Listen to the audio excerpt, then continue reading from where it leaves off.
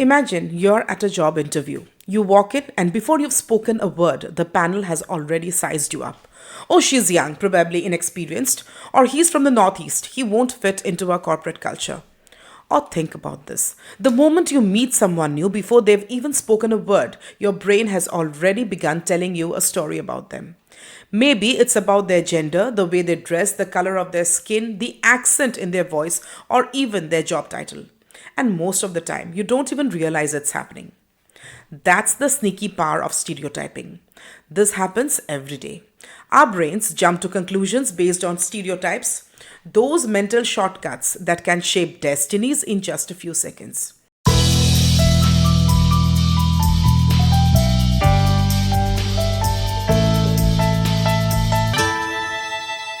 Hello and welcome back to the Personal Lens, where we explore the political through the personal. This is Jayanti, and today let's talk about stereotyping, those quiet assumptions that shape our reality without us even noticing.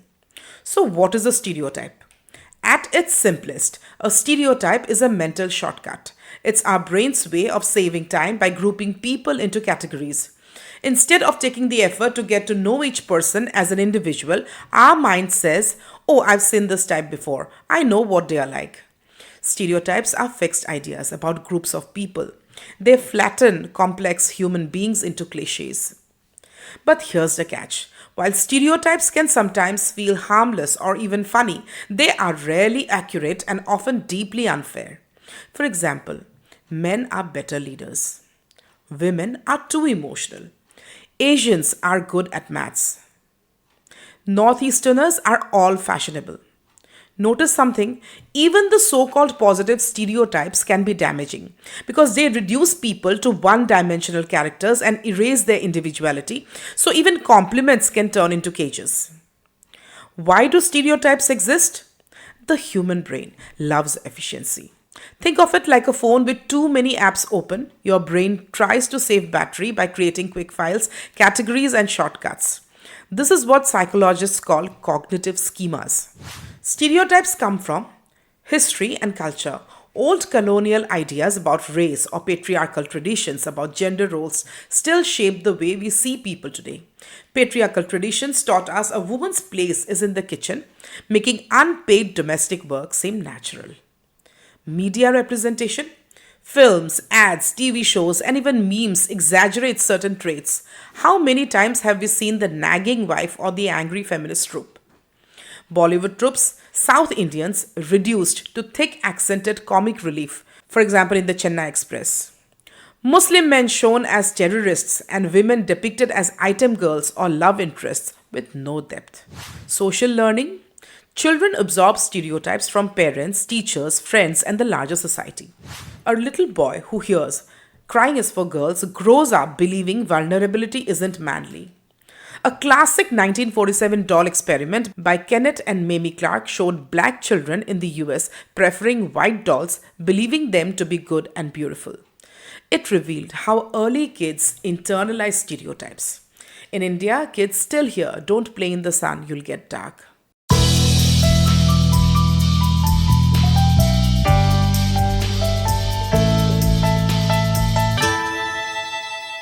Power in politics. Stereotypes often benefit those in power. For example, labeling domestic workers as uneducated makes it easier to justify underpaying them. Now, the damage stereotypes too. Let's get real here. Stereotypes aren't just casual jokes, they shape lives in powerful ways. Self fulfilling prophecy. If teachers believe girls are bad at maths, they may consciously or not encourage boys more, leading girls to doubt themselves and perform worse. This is why women remain underrepresented in science, technology, engineering, and mathematics. Stereotype threat, a concept in psychology where just being reminded of a stereotype affects performance. In a famous study, African American students performed worse on tests when reminded of the stereotype that black students do poorly. Dehumanization. Stereotypes strip away individuality. When we say immigrants are lazy or men don't cry, we erase the real complex human behind the label. During COVID 19, many Northeastern people were called Corona because of their facial features. A stereotype turned into abuse.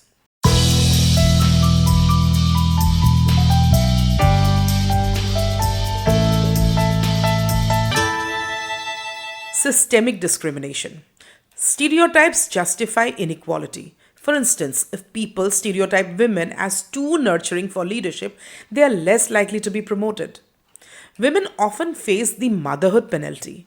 Employers assume they'll be less committed after childbirth. Let's zoom in on how stereotypes play out around us.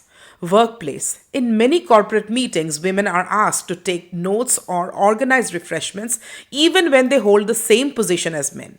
Schools, teachers assuming boys will be disruptive and girls obedient. Politics, stereotypes about women being too emotional keep female politicians underrepresented. Remember how Indira Gandhi had to project herself as the iron lady to be taken seriously.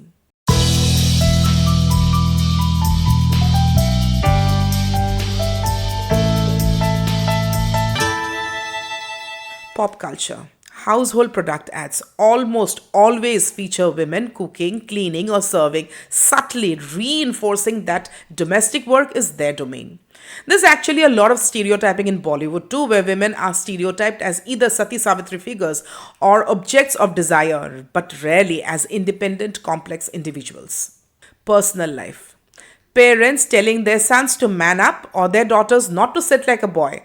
The stereotype teaches boys to bottle up emotions, feeding toxic masculinity. So, what can we do? Because let's face it, we all stereotype, often without realizing it. Awareness. Next time you see a woman driving and think, oh, women are bad drivers, stop. That stereotype is statistically false.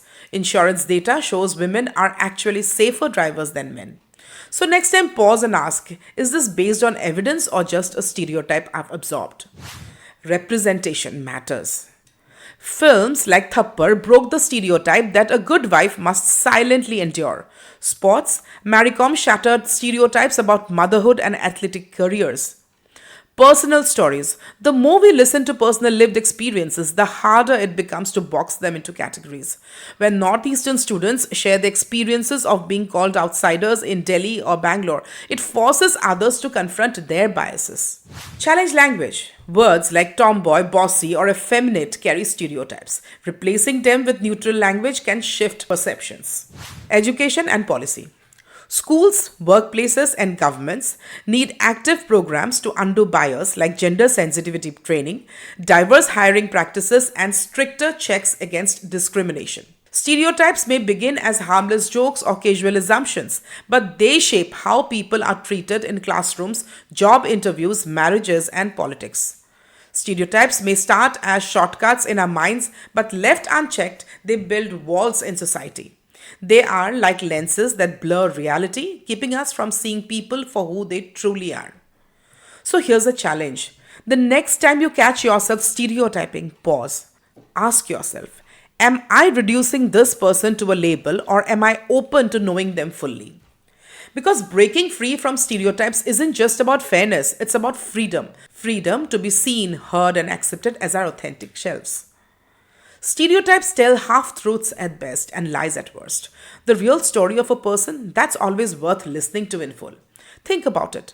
Would Barack Obama have become the US president if he had accepted the stereotype that black men don't belong in positions of power? Would Kalpana Chawla have gone to space if she believed girls from small towns don't dream so big? And would the Indian women's cricket team have made history on the world stage if they had accepted that cricket is a man's game?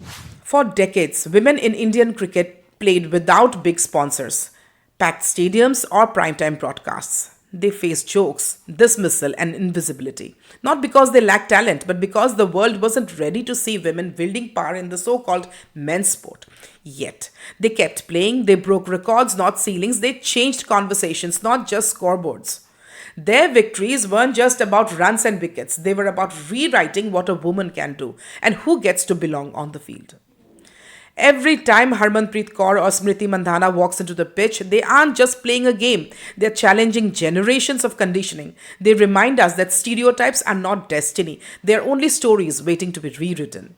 And maybe that's the real takeaway today, that behind every shattered stereotype there's courage. Courage to be the first, to be different, and to keep going even when the world doubts you. Stereotypes tell us who we should be, but the world changes when we decide who we are. And freedom begins when we decide who we are. The truth is, every time we see someone beyond the stereotype, we expand what's possible. Stereotypes put people into boxes, but life is bigger than boxes. Every person is a story worth hearing in full, not reduced to a headline.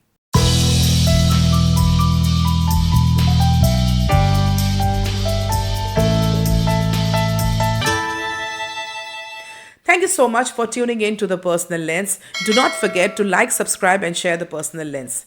Do let me know your thoughts and reflections at the email given in the description. Until then, stay critical, stay curious, and stay engaged. But most importantly, keep looking through the personal lens.